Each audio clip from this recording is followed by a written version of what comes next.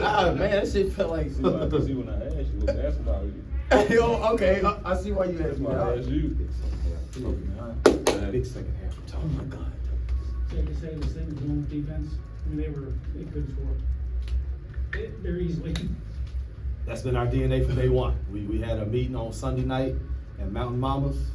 Well, that started before that with a text message to him, meeting at Mountain Mamas, and DNA, defense pressure, adults in the room, you know, and these guys have bought in like we've talked about. That first half defense was, I mean, I don't know what the percentages were, but it was very, very good.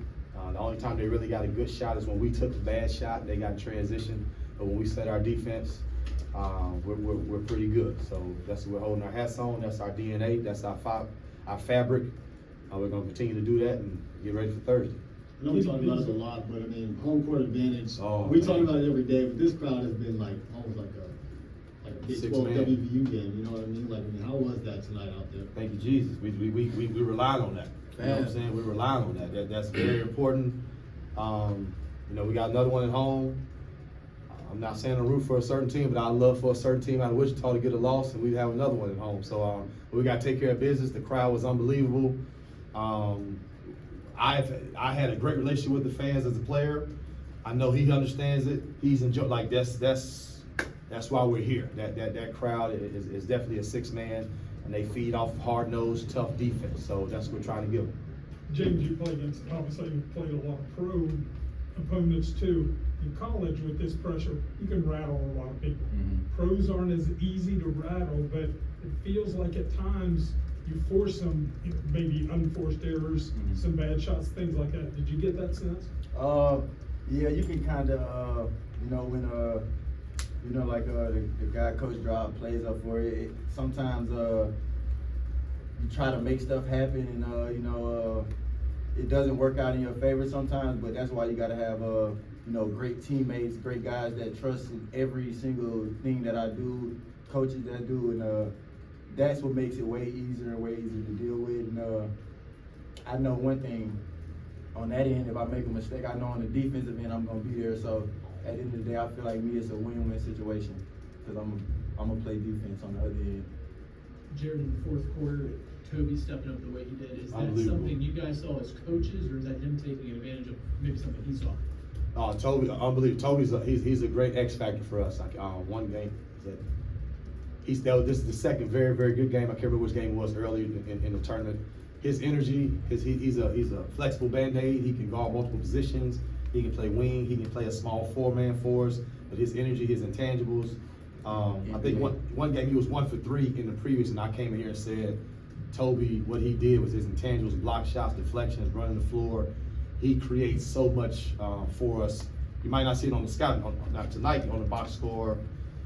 Excellent, 10 points, 6 rebounds, 28 minutes. So his second half was very, very good for us. So yeah, he's a big piece of the puzzle. When he's locked in and ready to go, he presents a problem. And defensively, once Toby gets those mitts on you and gets his chest in front of you, he's something to deal with. So great game by him. Jarrod, what's it mean this is the farthest West Virginia will ever made it? So like Greg knows, and I appreciate that question. We're not moral victory type guys, so I appreciate that question, and I'm not downplaying it, but it's championship or bust. Yeah, when I was coaching high school, all my shooting shirts, championships or bust. So everybody said we're happy, but we ain't done nothing yet. So I appreciate the question, and we're happy to be here. The only way we can get to the championship is by being here. So we're taking it one game at a time. We're trying to go 1-0 every game. But hopefully you'll ask me that question Sunday, hopefully in the same place, and then we'll have a different answer. Jarrod, I know what you would probably say, so I want to ask these two. How nice was it to see little Jarrod throw a few in the basket in the second half? You know, he means a lot to the team, but he struggled with his shot in this tournament, and they really came alive when it mattered. I mean, it feel, you know, it's a good feeling when you got good teammates around you, especially for us. Like, you know, I passed up some open shots just to get him a shot. You know, that's what good teammates do. You know, you encourage each other. So when he started making them shots, that boosted his confidence some more. He just, you know, kept making shots. And then to piggyback off what Keddy said, Same thing I said. We know what Jarrod gonna do. We know what Jarrod brings to the floor. And I mean, Jarrod is a high-level player. He's one of the guys on the team with the, one of the best overseas job, on the team. So, Jarrod has a lot of the guys on our team respect, and that's our starting point guard, and we 100% trust everything that he do. And we won by double digits. Yeah, so if he gets some buckets, I feel we'll win by double digits every time. Did it feel weird kind of winning by double digits? Because, I mean, two of them wins kind of crazy. Kind of made me nervous as before to watch. No, hey, you think you be nervous on that court when you see a 17-point lead go to 2, man, you know what I'm saying? But, that part of the game is just, you gotta just be in those moments. It's just so much crazy things that just happens in those moments, man. Like last night. Like- Last night, team was up 30, and the Elam Minimum to go on a 33-6 run and almost lose. So, No, you good, Coach. that Elam ending is a monster. You can't just let the clock run out. You got to execute. So it feels great to win by double digits because it just, it gives us, that confidence that we're just building from every game that we previously played and finishing strong. Keddy, obviously, this team is built on transition, pushing the ball up and down. But there's times when you want to slow it down, throw it in Spoon, throw it into Trey a little bit. Is it difficult getting comfortable with playing two different ways like that? That seems like one thing you all have done very well this. I wouldn't say it's a tough thing to do. It just come down to being a professional basketball player. You got to be able to do all those things: transition, slow the ball down, run offense. So that's just what it's come down to. Keddy, you called it a revenge game talking to the TBT earlier this week. Was it kind of, what was it like trying to keep your emotions in check out there? Did you struggle with that at all? And how does it feel to come out on top? I said it was a revenge game, but it's been 2 years since I've been in college. But it does feel good to be the alumni team. But, it's just another win in the win column for us. Keddy, you were a guy who transferred to WVU as a college player. Obviously, the current West Virginia players who are out there, all of them are transferred in. They don't have really a connection to WVU, but to see them behind you guys the way they were during the course of this game, John, with some of the Maryland guys, what does that mean to you, especially as someone who knows kind of what they're going through? I mean, it means a lot. Transferring to West Virginia, that's what West Virginia is about. Morgantown is about. It's so family oriented. Everybody cheers for everybody on the same side. So I think that that's a great feeling having those guys behind us, knowing we just met. With you, maybe Jarrod as well, to have Russ put the name up there on the bracket, what that mean to you guys? Oh, it's unbelievable. The key word is buy-in. I've talked about with this group, being around the new WVU staff and the players, we're bringing in, I think, all but one transfer. You wouldn't recognize, or you wouldn't think that it was just one that everybody was transfers, because the coach staff has done a great job of getting good young men to come in and buy in to his vision, to his process. And once you get buy-in, you see chemistry, you see love, and they drove down 79 and brought that for us, because it was like a big family. Coach, he did a great job of showing a highlight film for everybody on the team. It was a great atmosphere. It was a great family to come in, and for them to support us, them being in that gym, that raised the crowd up also. So we definitely appreciate that. And I'm going to try to talk to him. Hopefully he comes back Thursday. Coach, you guys never trailed in this game. You were up by 15, and by the start of the fourth quarter, it was down to 2. What did you tell them at the start of the quarter that got them back on track? Stay true to us. Our defense, we got our defense in the fourth quarter in the Elam. I don't think we really ran many sets. It was our defense. We've been playing transition. I think we got off early and started the fourth quarter. Got up to 8, I think. They had to call a timeout. And after that, we just kind of stayed the course. But defensively was great. I think we scored, out of the 8 points, we scored 6 points in transition. Keddy got 2 or 3 deflections. We get out and, finish the game defensively, which is how we want to do it, how I love to see it as a coach. Defense, box out, rebound, run. That's the top thing on the scouting report. Box out, rebound, run. So that's what we did. You had 2 possessions where you could have gotten the clock under 4 minutes and called your timeout and gotten to Elam and didn't. But is that something where, hey, this is a good situation for us in transition, or were you thinking, yes, sir, hey, this was better? So the first time, as soon as we got a steal, I think one of these 2 got a steal, and I looked up, it was 4:02, and I was screaming layup, so we played it. Then we got another one and got the and one. So it's tricky if it's one of those situations where we slow it up, we get a rebound, everybody's walking it up, we'll take the timeout. If we're in transition, anytime we can put pressure on the rim, we want to put pressure on the rim.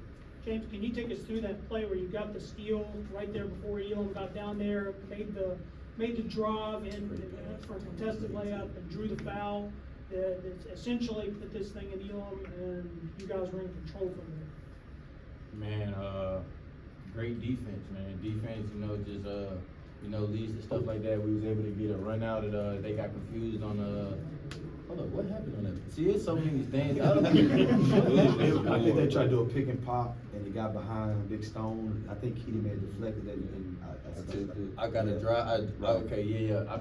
Man, like a wild play. You know what I'm saying? We just playing ultra hard, ending up in the right spots, and like you say, we got IQ players still tip it forward to me. I get a layup going into the Elam.